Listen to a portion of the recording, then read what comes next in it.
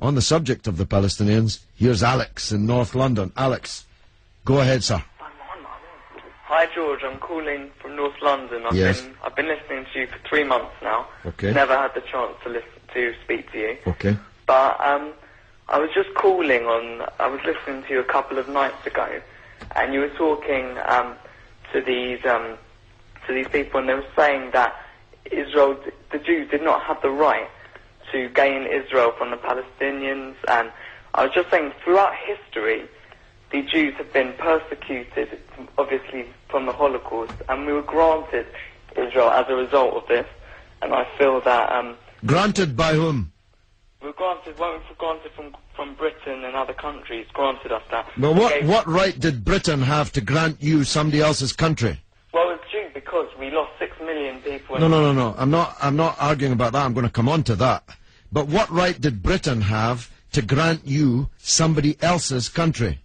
We had the right because we lost 6 million people and we did not have a home. Well, yeah, I'm going to ask you for a third time. What right did Britain have to grant you somebody else's country?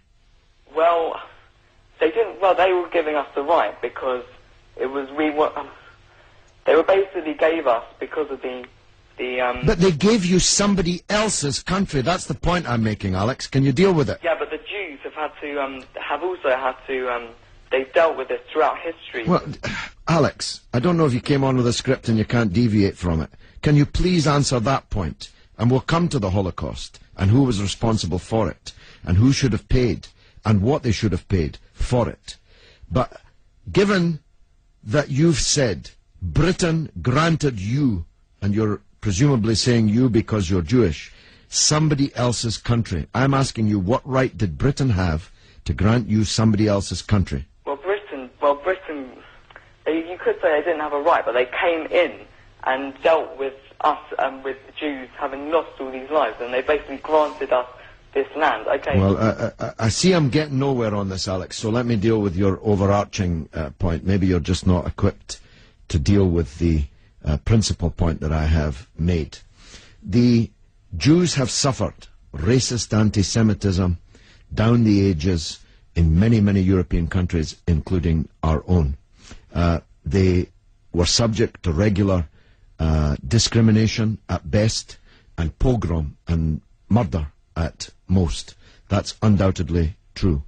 The one place in the entire world that Jews were neither discriminated against nor subject to pogrom was the Muslim world. In fact, so much was that the case that when Christianity came back to power in Spain, in Andalusia, in the western extent of the Islamic Empire, when the Muslims left, the Jews left with them because they feared the Christian anti-Semitism which would be unleashed in the wake of the departure of the Islamic civilization in the West.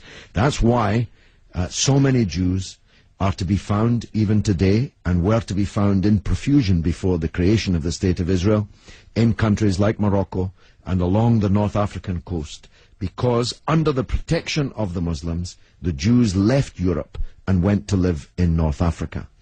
The Palestine that was wiped off the map when Britain granted you somebody else's country had Jews living side by side with Christians and Muslims for century upon century without the slightest trace of discrimination or violence or pogrom. So, what's happened is that Christian anti-Semitism in Europe, which massacred 6 million Jews in the greatest crime in human history, was paid for not by the Christian countries of Europe that either practiced or turned a blind eye to that anti-Semitism, but was paid by the very people who were completely innocent of that Holocaust, who had never persecuted the Jews, who had never pogromed the Jews.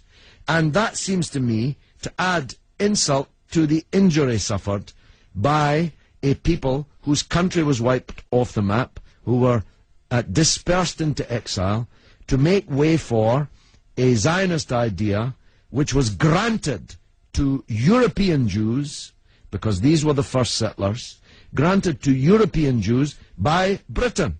And as you have singularly failed, 4 times I asked you, to acknowledge that Britain had no right to give away somebody else's country, one country given to a second people, the land that actually belonged to a third people, it seems to me an all-round injustice, don't you think, Alex? Yeah, I agree that they didn't so much have the right, but they were stepping in after the Holocaust to grant it to the Jews. But it was long before the Holocaust that Britain stepped in. Britain stepped in 1917 with the Balfour Declaration made by the British Minister Balfour on our behalf to a group of atheistic Zionist Jews. I make the point about atheism because it's now claimed that this is some biblical land right, as if God was an estate agent.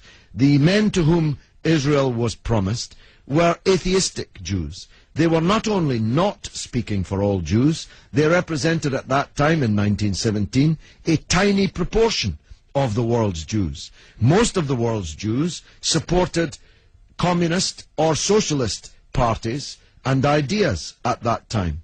The Zionists represented a tiny sliver of Jewish opinion at that time. Yet Balfour promised them the land which belonged to a third people, without consulting either the British or the world's Jews, and least of all, consulting the Palestinians.